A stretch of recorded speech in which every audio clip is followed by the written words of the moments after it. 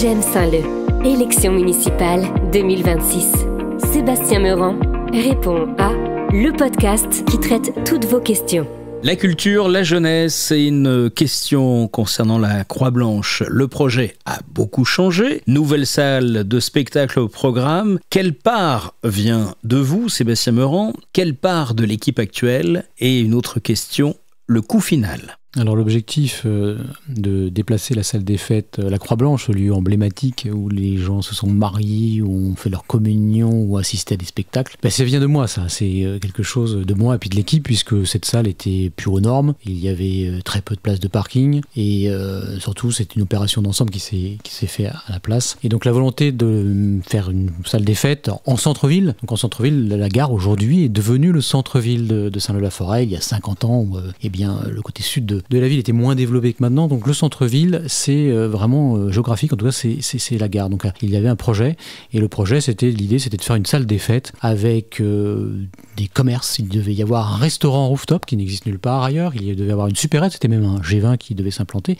il y avait des logements qui devaient se faire. On est à côté de la gare, donc là, à côté de la gare, il y avait quelques logements privés qui finançaient une partie de la salle des fêtes et quelques logements sociaux, puisque nous sommes carencés en logements sociaux, et faire des logements sociaux à proximité de la gare, ça a évidemment du sens, et c'est l'esprit de la loi SRU sur le logement. Donc cette partie-là, ça vient de moi, et après, j'ai quitté en 2017, et après, rappelez-vous, la municipalité actuelle avait fait une réunion invitant le promoteur, l'architecte, et la population à venir voir le projet qui devait se faire, c'était ce projet-là. Et ce projet avait été accueilli favorablement, la maire était contente. Et donc avait même communiqué lors des élections de 2020 avec les photos de l'architecte sur cette salle des fêtes.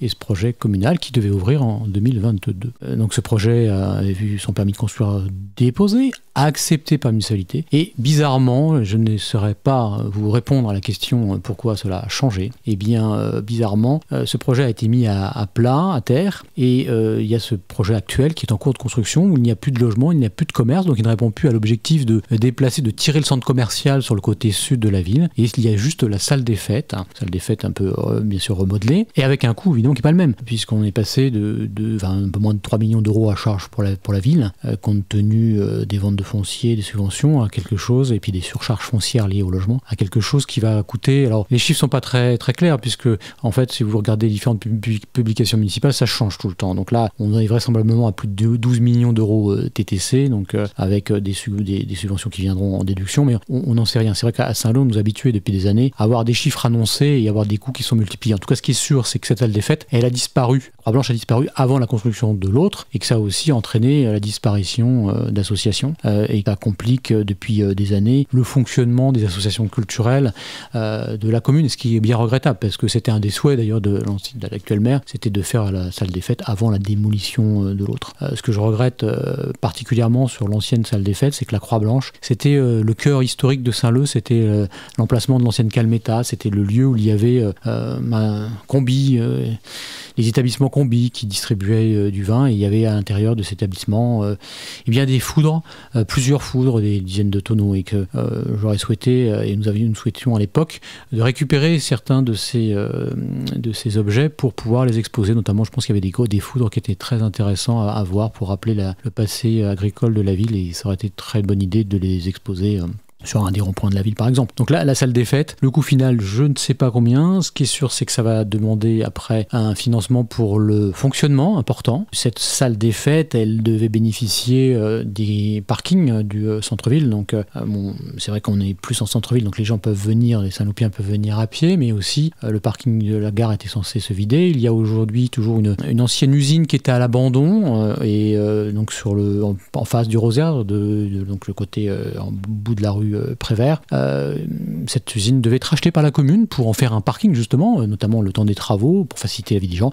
Cette usine n'a pas été achetée, pourtant ça avait été écrit, et ça c'est vraiment dommageable. Donc je suis incapable de vous répondre sur le coût, puisque ce coût varie, et surtout c'est que si vous reprenez les engagements pris de date d'ouverture de la salle, je crois que c'est à l'hiver 2025-2026, la grue n'a pas encore disparu, nous sommes à l'été 2025. Ce qui est sûr, c'est que ça ne sera pas ouvert au printemps 2026. Et ce qui est sûr, c'est qu'il faudra assurer la vie de ce nouvel établissement, faire en sorte que ça ne coûte pas trop cher à la commune, mais que ça puisse surtout répondre aux attentes des associations de la ville. Vous venez d'écouter le podcast J'aime Saint-Leu de Sébastien Meurant répond à élection municipale 2026. Vos messages et questions 06 77 38 95 43, mais aussi par mail à contact@j'aimesaintleu.fr. Suivez-nous sur les réseaux sociaux et sur www.j'aimesaintleu.fr. Merci de votre écoute et à très vite pour un prochain épisode.